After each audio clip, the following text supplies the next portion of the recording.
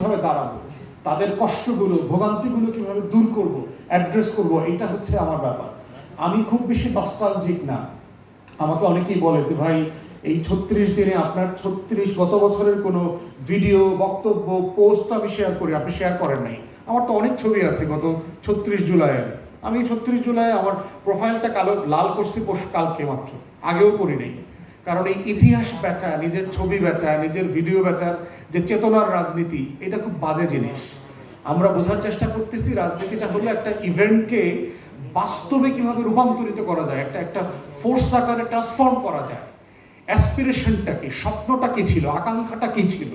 মানে আমরা কি শুধু অতীতের গল্প বলবো আর কান্নাকাটি করব আর মাতম করব শিয়াদের মতো? দেখছেন না খালি ওই যে পিঠ চাপড়া ইয়া হোসেন যুদ্ধের সময় কিন্তু যুদ্ধ করতে যায় নাই। হোসেন যখন কারবালায় গেছে তখন কারবালার লোকরা কি যুদ্ধ করতে আসছিল ওনার সাথে? কেউ কিন্তু যুদ্ধ করতে যায় নাই।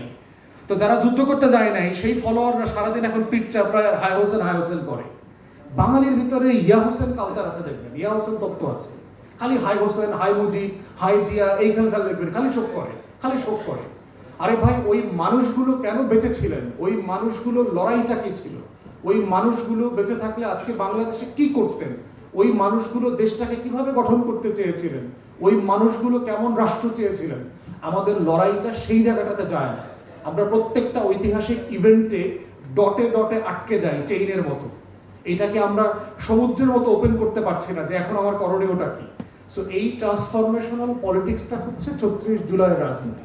তো আজকে প্রবাসীদের প্রতি আমাদের কৃতজ্ঞতার জায়গা যেমন আছেন, তারা হিস্টোরিক রোল প্লে করেছেন, তাদের অসাধারণ নিঃস্বার্থ দেশপ্রেম আমাদেরকে যেমন মুগ্ধ করেছে, আমাদেরকে আলোড়িত করেছে, এবং ওনাদের সেই দায় দরদের জায়গা থেকে ওনারা যে বাংলাদেশটাকে দেখেন, সেই বাংলাদেশটার জন্য আমাদের লড়াইটা চলছে এবং চলবে।